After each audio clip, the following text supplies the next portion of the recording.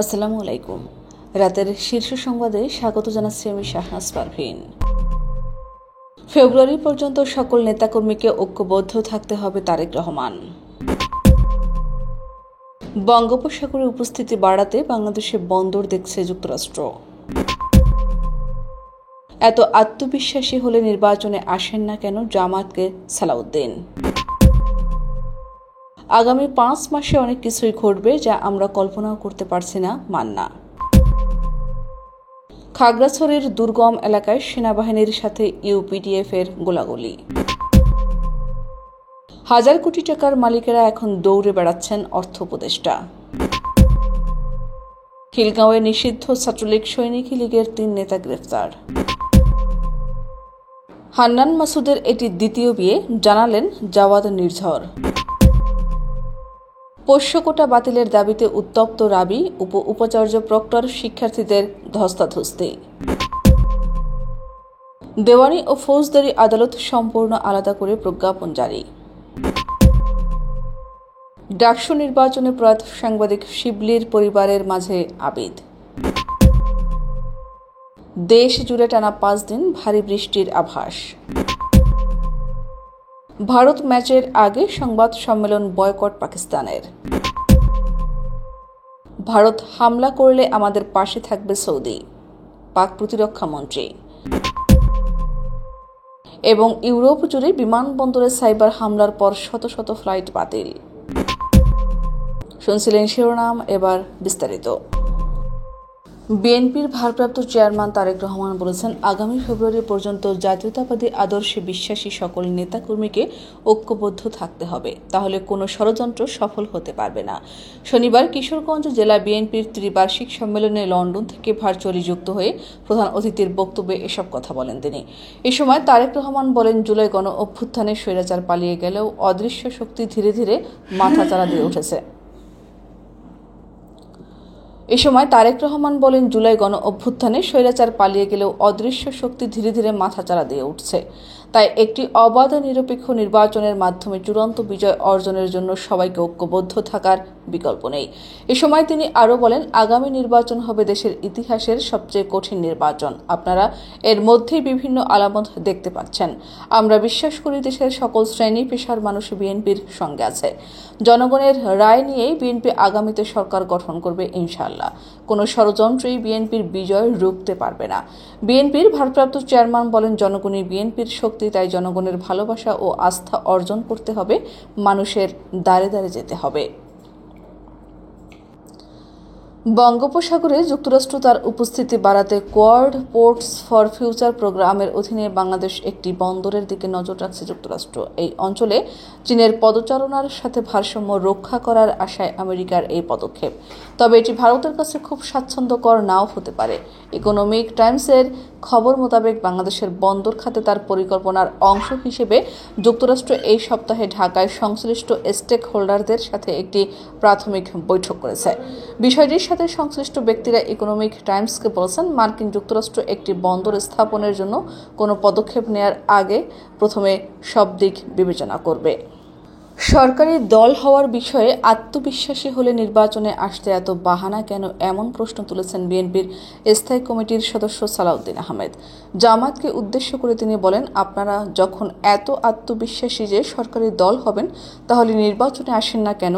নির্বাচনে জনগণ ভোট দিয়ে কারা সরকারে যাবে আর কারা বিরোধী দলে যাবে সেটা ঠিক করবে। আজকে এক বাহানা, কালকে আর এক বাহানা, এসব অজুহাত দেখিয়ে কেন আপনারা নির্বাচনকে বাধাগ্রস্ত করতে চান? উদ্দেশ্য কি সেটা আমরা জানি, আরও কিছুদিন পরে বলবো। আগামী ফেব্রুয়ারিতে নির্বাচন নিয়ে শঙ্কা থাকলেও তা কেটে গিয়ে নির্বাচন হবে বলে মন্তব্য করে নাগরিক ঐক্যের সভাপতি মাহমুদুর রহমান মান্না বলেছেন, আগামী 5 মাসের রাজনীতিতে আরও অনেক কিছুই ঘটবে যা আমরা এখন কল্পনাও করতে পারছি না। শনিবার বাংলাদেশ চলচ্চিত্র উন্নয়ন কর্পোরেশনে আগামী জাতীয় নির্বাচনে ছাত্র সংসদ নির্বাচনের প্রভাব নিয়ে আয়োজিত ছায়া সংসদে তিনি এসব কথা বলেন। এতে সভাপতিত্ব করেন ডিবেট ফর ডেমোক্রেসির চেয়ারম্যান হাসান আহমেদ চৌধুরী কিরণ। পিআর পদ্ধতিতে নির্বাচন হলে জাতীয় পার্টির মাধ্যমে নৌকা লাঙলে উঠে পতিত আওয়ামী লীগের ফিরে আসার সম্ভাবনা রয়েছে জানিয়ে তিনি বলেন, পিআর পদ্ধতিতে নির্বাচন বর্তমান প্রেক্ষাপটে বাস্তবসম্মত নয়। বর্তমানে জাপা আওয়ামী লীগের লেজ নয়, মাথা। খাগড়াছড়ি জেলার পানছড়ি উপজেলার দুর্গম জগাপাড়া এলাকায় পাহাড়ি সশস্ত্র দলের বিরুদ্ধে সেনাবাহিনী দীর্ঘমেয়াদী অভিযান পরিচালনা করছে। অভিযানের অংশ হিসেবে শনিবার সকালে এলাকার ইউপিডিএফ দলের এক সন্দেহভাজন সক্রিয় সদস্যের বাড়িতে তল্লাশি কার্যক্রম পরিচালনা করে টহল দল। এ সময় পাড়াতে অবস্থানরত 15 থেকে 20 জনের ইউপিডিএফ এর একটি সশস্ত্র দলের সঙ্গে গোলাগুলির ঘটনা ঘটে। আইএসপিআর এর বিবৃতিতে বলা হয়, পরবর্তীতে তল্লাশি অভিযান পরিচালনা করে 8 রাউন্ড গুলিসহ একটি রাশিয়ান পিস্তল, 2টি ম্যাগাজিন, 200 রাউন্ড রাইফেলের গুলি, একটি ওয়াকি-টকি সেট ও ইউনিফর্ম সহ আনুষঙ্গিক সরঞ্জামাদি উদ্ধার করা হয়। কিন্তু এলাকার দুর্গমতার কারণে ইউপিডিএফ এর সশস্ত্র দলটি পালিয়ে যেতে সক্ষম হয়। অর্থ উপদেষ্টা ডক্টর সালেউদ্দিন আহমেদ বলেছেন, হাজার কোটি টাকার মালিকেরা এখন দৌড়ে বেড়াচ্ছেন।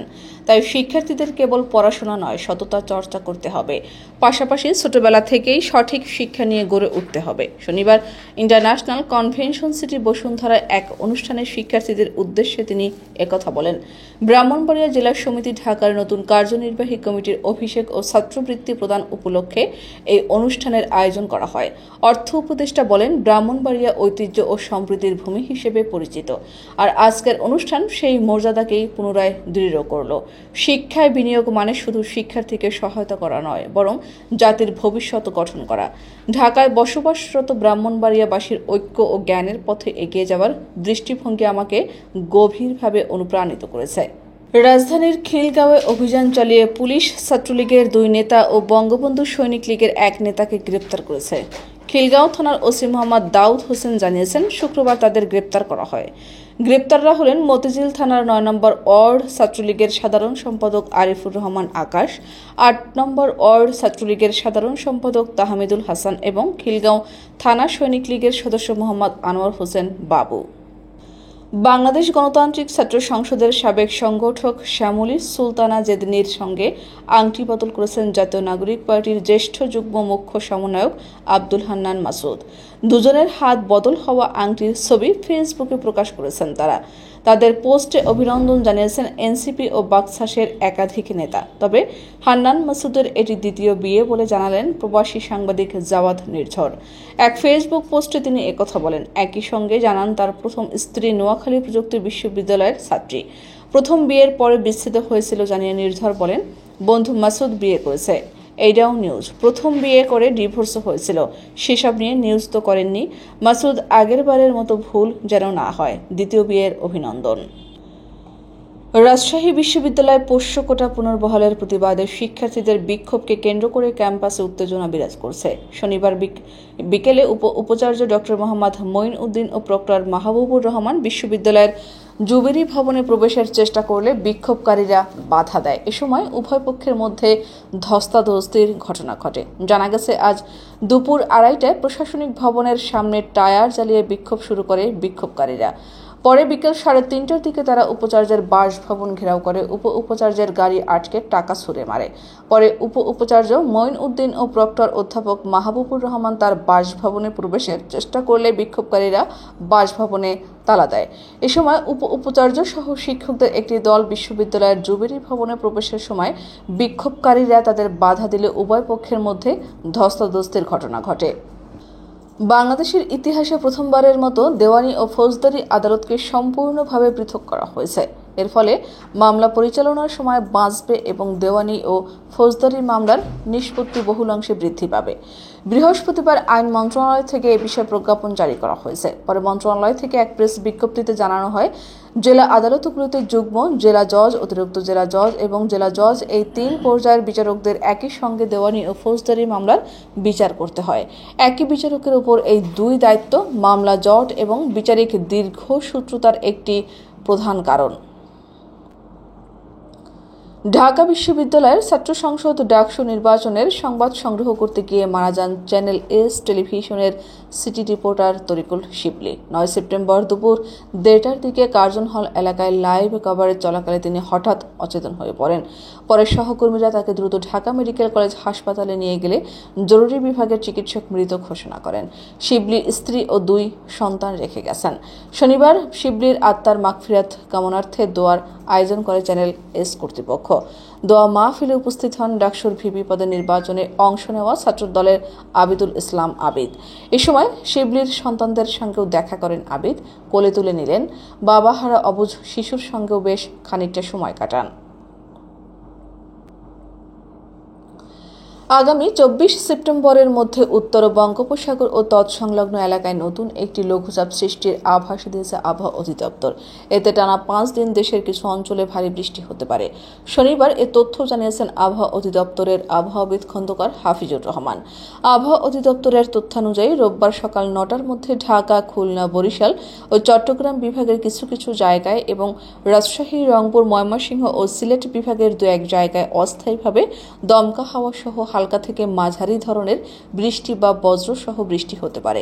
একই সঙ্গে সারা দেশের কোথাও কোথাও মাঝারি ধরনের ভারী বর্ষণ হতে পারে। এছাড়া সারা দেশে দিন এবং রাতের তাপমাত্রা প্রায় অপরিবর্তিত থাকতে পারে। এশিয়া কাপে ভারত পাকিস্তান ম্যাচ মানে তীব্র উত্তেজনা, কিন্তু এবারের আসর ছাড়িয়ে গেছে আগের সব আসরকে। গ্রুপ পর্বের পর এবার সুপার 4-এ মাঠে নামবে এই দুই চিরপ্রতিদ্বন্দ্বী। ভারত পাকিস্তানের প্রথম দেখায় ভারতীয় ক্রিকেটারদের হাত না মেলানো নিয়ে বিতর্ক এখনও শেষ হয়নি।